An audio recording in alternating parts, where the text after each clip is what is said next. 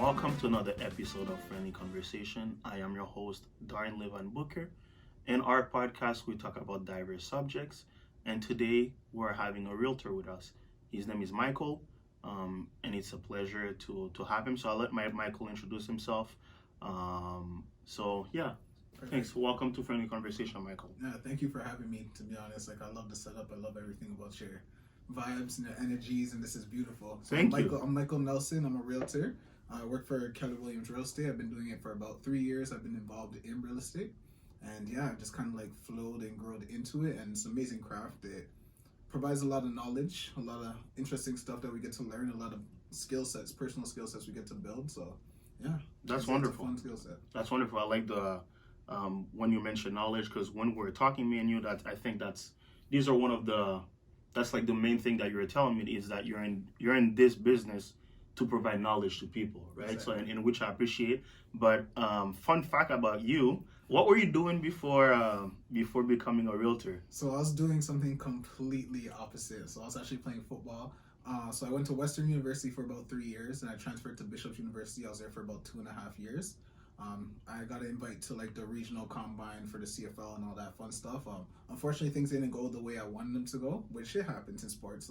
It's probably more failure stories than success. Absolutely. And then it was at that point. It was at that point that I had to make that shift to figure out exactly what I wanted to do in my life, and just through a whole bunch of obstacles, figuring out. Put it this way: when I was training for the combine and all that stuff, the jobs I was doing was moving, security, and whatever it was. And they're the exact same jobs that I was doing 6 years before I went into the university. So Okay. I can't be doing the same jobs that I'm doing before university, after university. It's kind of I just wasted 6 years of my life getting a degree and all that kind of stuff. So I wanted to use my knowledge in a better way, and I didn't know how. I didn't know I was going to end up a real estate agent, but somehow it just kind of flowed into it. Yeah, absolutely. And I think that shaped you for the kind of job that you're doing right now and who you are, because you're going to school, working, and trying to become a professional football player. You have to manage your time extremely well, and no one's gonna tell you, "Hey, you have to do this." And I think that's a valuable skill set for where you are right now today. You hit that right on the head. Literally, football is one of those games that you play for 2, 3, 4 months, depending on how far you go. And for the rest of the time, you're just training, you're just grinding, and literally, at the end of the day, it shows the results on the field from what you do in the gym. So from a job like this, where it's literally we're self-employed, we're our own boss, we do our own work. I have to do the work to be able to get the results, and if I don't, I won't. So it's just the skill sets that we're able to transfer over perfectly. Wonderful. So you hit that right on the head. No, absolutely. And the discipline that you had in football, you're able to transition that into real estate. When was the turning point that made you say, this is what I want to get into? Okay, so kind of I was saying to you, in 2016, I started reading books again, and it's weird to say I'm in school, I'm in university, high school, and shouldn't you be reading books? Yeah, but it's not the same. It's not the same. It's not the same at all. I'm just kind of trying to memorize stuff, put it on an exam, pass, and play football again, right? But I actually started in getting involved in just self-development books, just trying to figure out stuff, stuff that interests me. And I read a book, Rich Dad Poor Dad, and once I read that book, it clicked. I'm I want to be an investor. This sounds really cool. It seems like the lifestyle I'd want to live. And it seemed like the biggest thing for Rich Dad Poor Dad to be able to invest in was real estate. And just if you want to learn how to swim, you just jump in the water. You're going to figure it out, right? Of course, you get a coach and a lifeguard. But essentially, it's the same thing. For me to learn real estate, I might as well just jump into it. Obviously, I didn't have the capital. I just finished school to buy it. But I can figure out a different way to get involved in it. And Realtor was the best one. And then I had my lifeguard, which is the people around me. I had my coaches, and I got to go from there. So literally just from reading a book changed my life.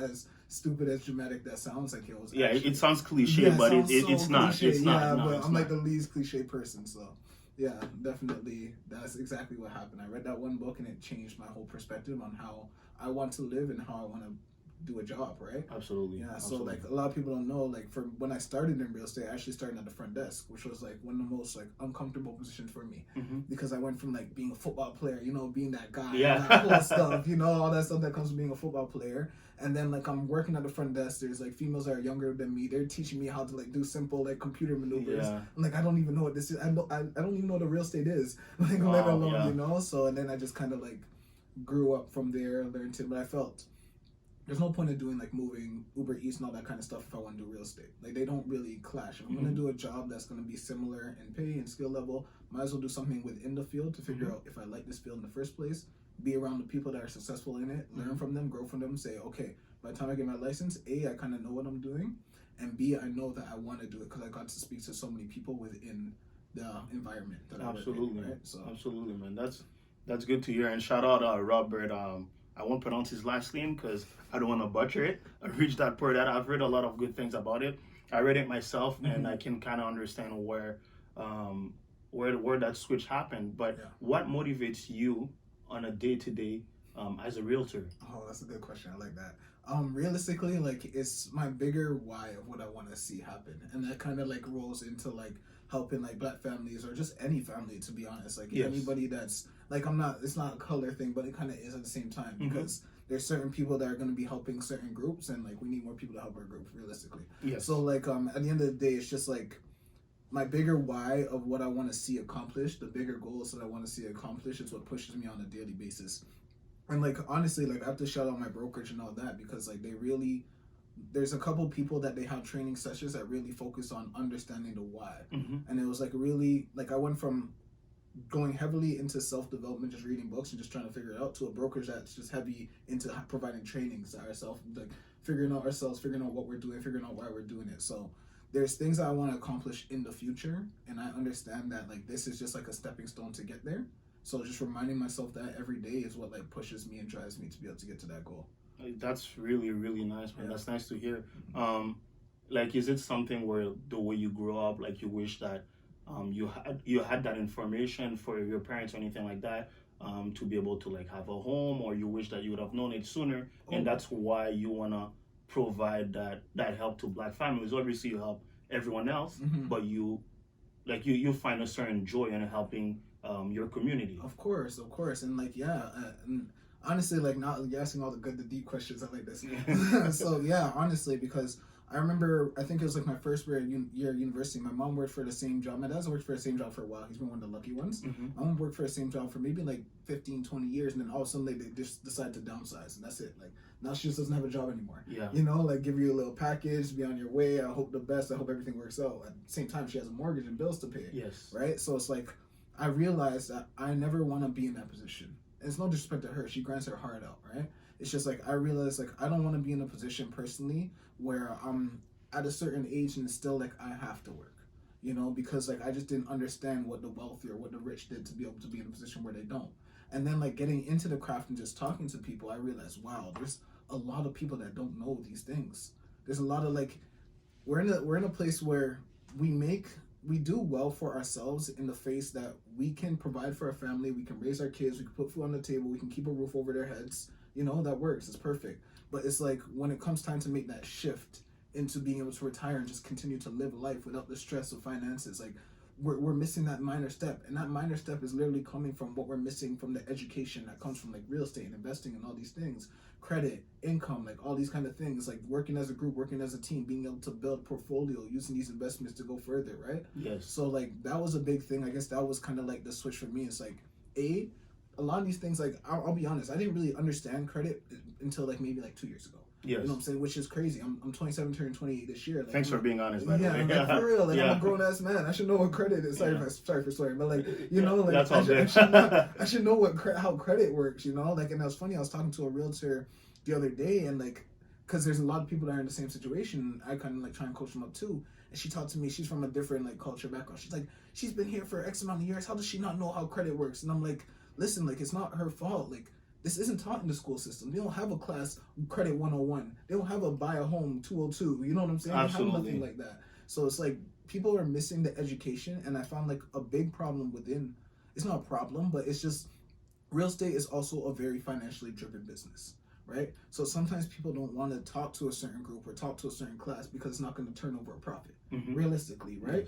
And like I get that, but at the same time, how many people are getting left in the dust without the right education because people just won't spend the time to talk to them? Too many people. That's the answer, right? And a lot of those people look like you and I, right? So like that's kind of why I really came from like an education and knowledge base, because like enough is enough in a way. You know what I'm saying? Somebody has to start. Like I don't care if it turns over profit or not. I came in to learn so I can be able to grow, and whoever wants to be around me and learn as well, I would love to help in any way. You know what I'm saying? Because like love pays more than money. 100%. Yeah, as corny as that sounds. Yeah, and I can attest to that. Like, I call Michael often and just asking him like questions, and he's always like ready to answer, and then like we kind of like go on a conversation, and he's educating me and everything like that. But I like the fact that you're saying there's an issue within our community, and you're trying to help. I was reading this article by Isaac. I think his last name is Olowolafe, something like that. I don't wanna mess up your name. I'm sorry, Isaac, if you ever watch this.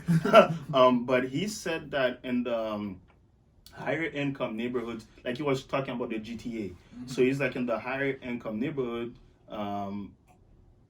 like where the majority of the people are homeowners, 74% of them are white, and then in the lower income, 69% of them are racialized, right? So I think that kind of speaks to why you're doing this, because you can see a lot of your friends or people that you know, they don't know about credit as well. Like they don't know about credit, they don't know about like what it takes to purchase a home. I think that was one of the bigger things that I learned from you is like learning about the percentage and this is what you can buy a home, like if you have that income and whatnot. So I appreciate that. And I completely agree. It's like if someone's in like a lower income area, let's say 69% are racialized, then their dinner table talks are going to be so much different than the 74 that are in the richer areas and they're not racialized at the exact same dinner table, right? I remember I was talking to one of my friends, and like she's from like a wealthier background, and like she was talking to someone more from our culture, and she was like educating her on basic things. She's like, I'm so surprised that like people don't know this. Like these were basic conversations I had when I was like 10 years old at the dinner table. Yes. I'm like, I was not talking about this at the dinner table. Not at all. Like, not even close. Not at all. Not even close. We never even thought about it. Not even thought of, like, you know, maybe talk about some foolishness, maybe some sports, maybe, you know, like whatever it was. But it was not about like credit. It was not about purchasing a home. It wasn't like, you know, things that we should know, right? And it's no one's fault. There's no one to blame. Right, like a lot of our parents come from different places, different countries, so it's like there's certain backgrounds where like things like credit and all these things aren't that important. So they're not gonna sit down and talk about that at the dinner table because it's just not like a major factor. As long as you can feed your family and put a roof over your head, that's cool, right? Yes. Whereas like in our society, especially in Canada, it's huge. It's everything. Like, you know, it's like someone always tells me like the Canadian dream is almost owning a home. Like, you know, that's almost the Canadian dream. Other places they have different dreams. Canada, everybody wants to own a property, and society is run a certain way, right? So, yeah, I'm not gonna go too all day. That's fine. That's another conversation for another day. I like that. So you've been doing this, and I love your why. What was going through your mind when you sold your first home? Just seeing the joy and that. And that person and that family. I don't know what your first sale was, and you personally like thinking, like my whole life I thought I was gonna play professional football. You know what? You got humbled, and then you're saying they were teaching you basic stuff at the computer. You know what I mean? you were humbled, and now you stuck with it, and you were consistent. And then you get your first sale. Like, what was going through your mind? So honestly, like my first sale was fun. It was really good because I helped like someone that was like really in need of just like their situation, and it was kind of like at first I remember I was just at the front desk, and I was seeing all these guys sell homes. So for me to sell a home, it was like, wow, it broke like a real barrier in my mind. And I think like even like with you guys, like we break barriers in our mind every single day. Yes. And like what we think we can do, but it just seems so distant. And then all of a sudden we do it, like, yo, I actually did it. And it's funny because like a lot of times when we break those barriers, we don't even get happy that we did it. It was more just like it happened. You know what I'm saying? So like I had to take a moment and be like, yes, I can do this. I can achieve that. But like I was telling you before, what actually made me happier was helping people buy homes, helping people buy their first homes, you know? Like, I've seen people that, like, we didn't even know if this can be possible, and next thing you know, they're in home ownership, and now they're building equity in their home, and that, like, means so much more to me, because it's like, yo, I don't even know if it clicked for you yet, but you just started to build generational wealth that a lot of people won't even have the opportunity to access.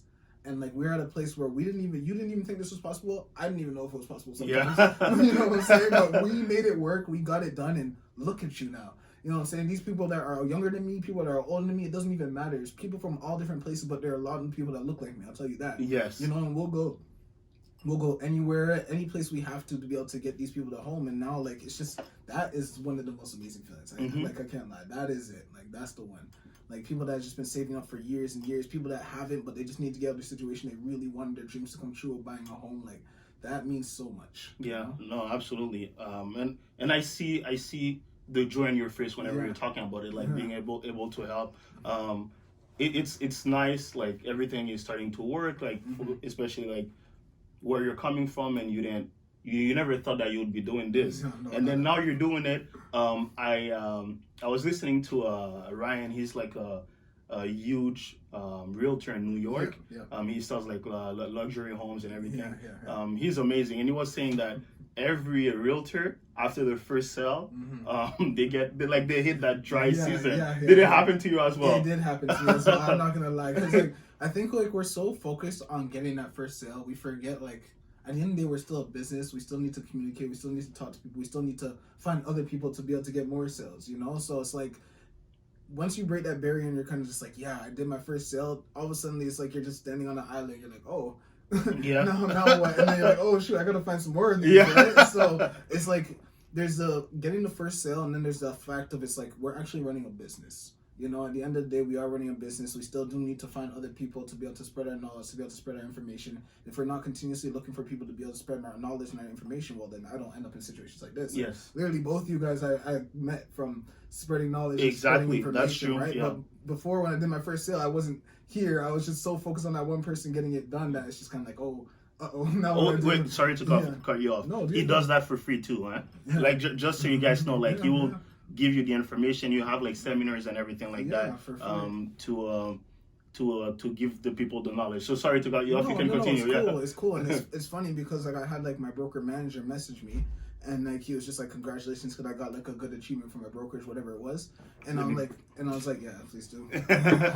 And I got a good achievement for my brokerage, whatever it was. And he's like, you know, like, congratulations. I'm like, listen, like, thank you guys, because of you, like, I was able to help X amount of people and just knowledge wise, and X even more just from like social media and talking stuff. And at the end of the day, like, everything doesn't translate in a transaction, but like you don't understand like how much of an impact we are able to make just from being able to spread the knowledge. Like, you know, at the end of the day, even if it was just one thing someone was learning, oh, I only need this much money to save to be able to purchase a house. Like, yeah, maybe they'll never ever buy with me. I'm okay with that, because they just learned something they didn't know, and now they're gonna be able to change their lives forever.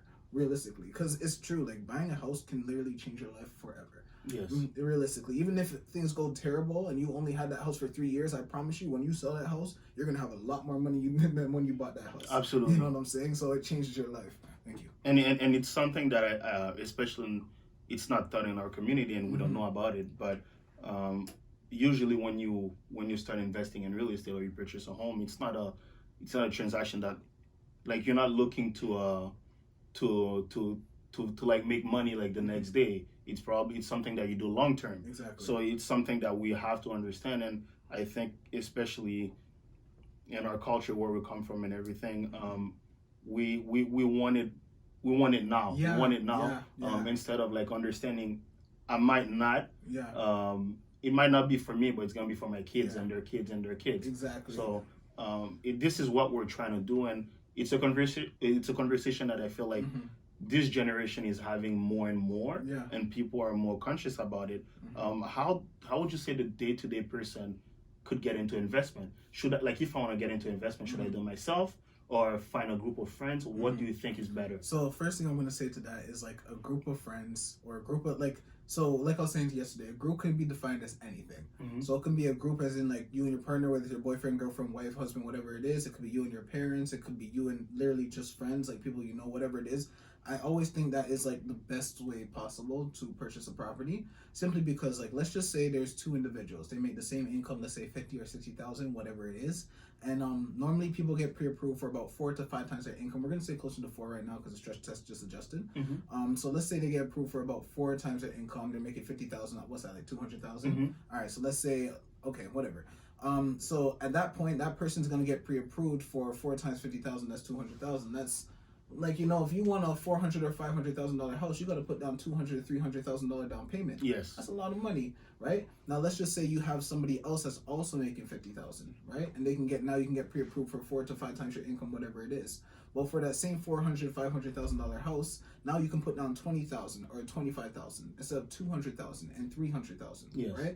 Those are like, I don't know about you, but like I'm gonna have a tough time saving $200,000 to $300,000 in the next 6 months. Yes, most people will. I think so too, right? I think so too. Yeah. However, if you tell two people to save 20 to 25,000, like in total, so that means 12 to maybe 15,000 because one person makes a little more than the other. I'm pretty sure people can get that done. Yes. Right? And now suddenly they can purchase a home.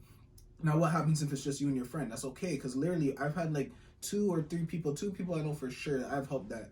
Oh, more than that. But anyway, two people that I'll give like good examples. There's one person like I love this guy. He's my guy.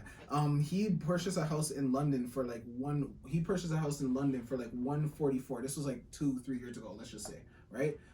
That house got reappraised for about like I think it was like 290. He took 60,000. Wow. This is after 2 years. He took $60,000 of equity on that property, and then he bought another unit in the exact same apartment and put down that 20%, right? So just like that, he went from having one property with only a 144 appraisal. You can do the math. You get pre-approved for 4 to 5 times your income. Yeah. He wasn't making anything crazy, but he made enough that he was able to purchase a property. He was able to take $60,000 out of that property, which is basically his yearly income, out of that property in 2 years and go buy another one. So now he has 2 homes, right? So even if there was 2 individuals that did that, now all of a sudden you have 30,000 or 50,000 or whatever it is each to go buy your own property and kind of like grow it from there. Which I guarantee you, a lot of us can't save the amount that a property can save. Like, we've seen the numbers. We see what's going on. Properties are making more money than, like, the average income is nowadays. Yes. Literally. Like, I had a family that I helped buy a home last year. It was one of my earliest, like, helpers. Or people I helped, sorry.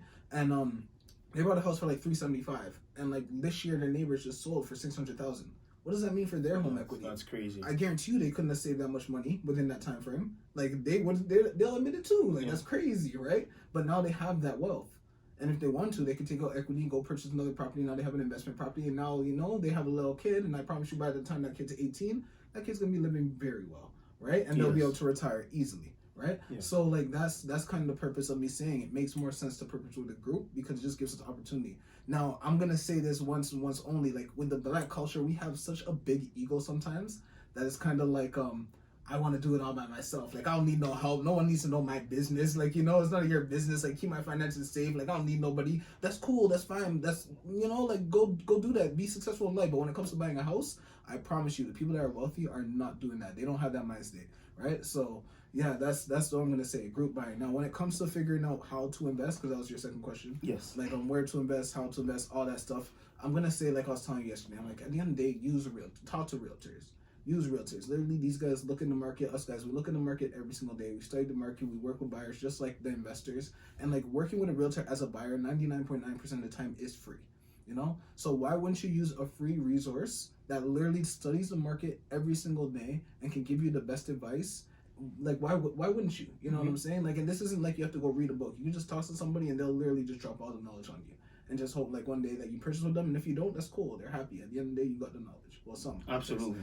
Absolutely. Yeah, right? When you were saying about the like in our culture, like people want to do it on their own.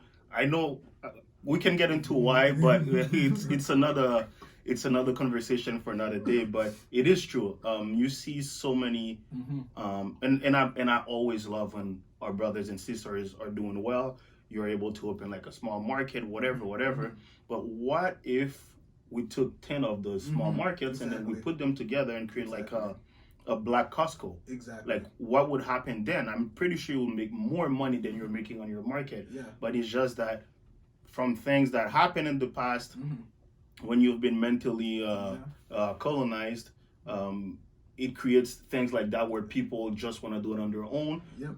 They don't know why, but they just want to do it on their own. Like the reasons don't make any sense versus the money that could be made. Because when you look at any other culture, when they go to a new country, you have no choice but to do it with other people. You get together and then you accomplish it. And as you're mentioning, afterwards, maybe after maybe 2-3 locations, you could do it on your own. Yeah, you have that equity for you to do it on your own and move on, sell your percentage of the business, whatever you want. Exactly. But we grow faster and better and bigger together than alone.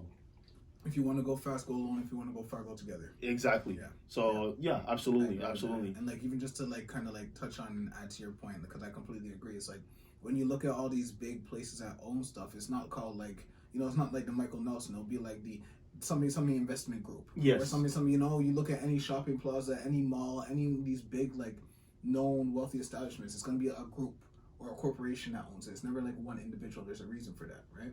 So yeah, just to... No, absolutely, no, I like it. And I think your story is really extremely inspiring. And I would like to ask you, let's say someone is watching from home. Yep. They thought they were gonna make it to like NFL, CFL, whatever. Yeah. It didn't happen, and they're listening to you, and they're like, you know what? I feel like I can relate to Michael, Yep. and this is something that I would like to do, but I don't know about the money. Yeah, no, I So, get that. so how does the commission work? Okay, fair. So first thing I'm gonna say is like, listen, it's most brokerages, I'd say 99.9 again, are solely commission based.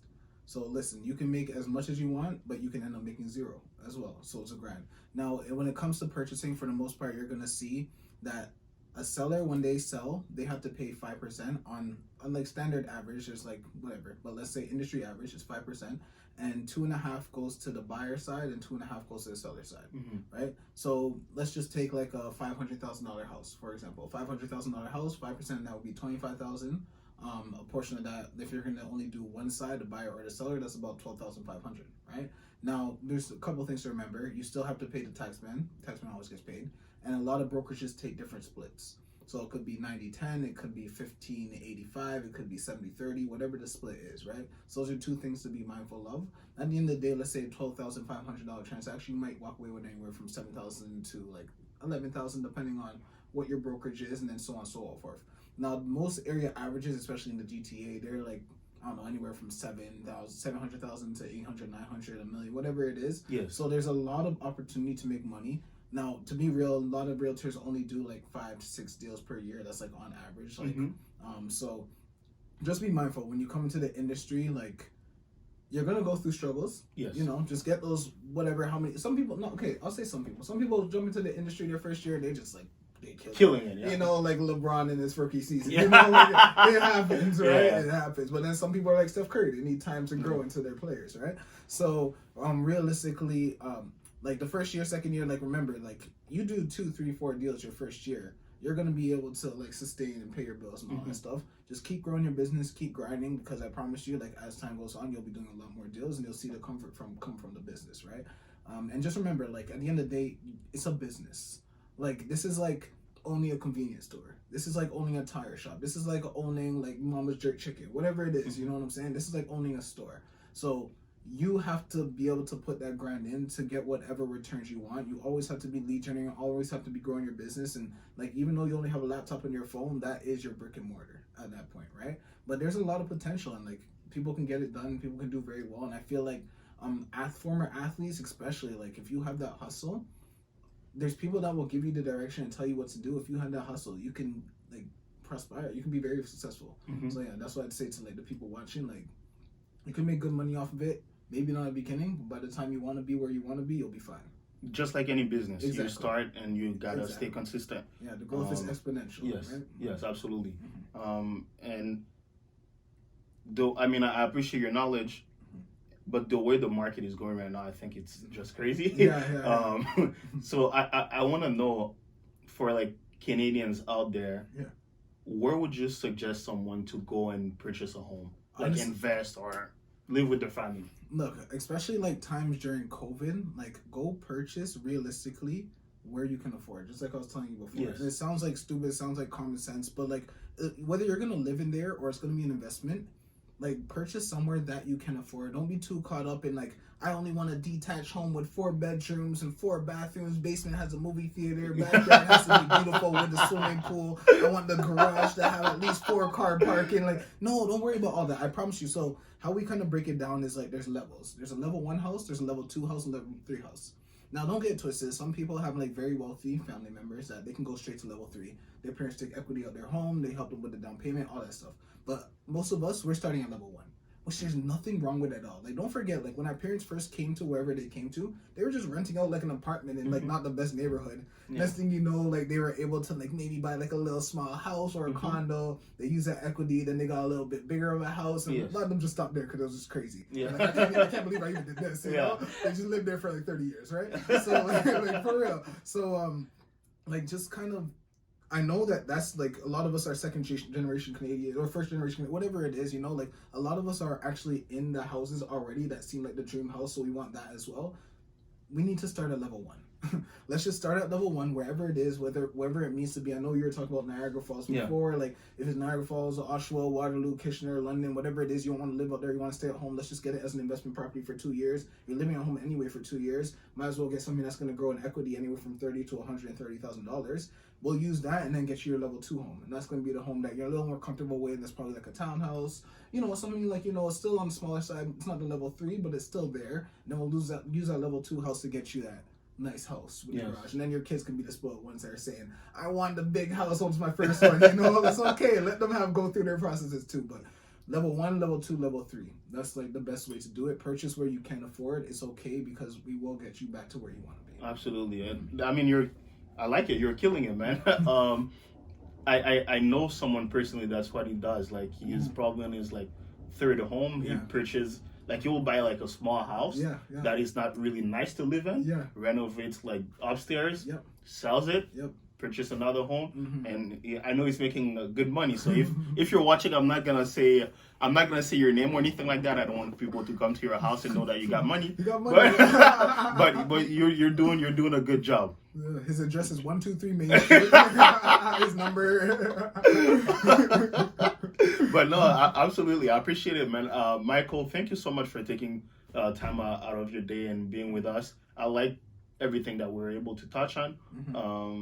Especially the fact that people in our community, like, we're always thinking about like doing it by ourselves. If you're watching this, wherever you are, wherever you're from, just understand that if you say it again, if you want to go, if you want to go fast, go alone. If you want to go far, go together. Exactly. Let's come together. Like, find people that are like-minded. I'm not saying go to business with your friend that you know that never pays you back, right? Don't do that. Don't do that, because you're probably gonna end up murdering him. But it's not worth it.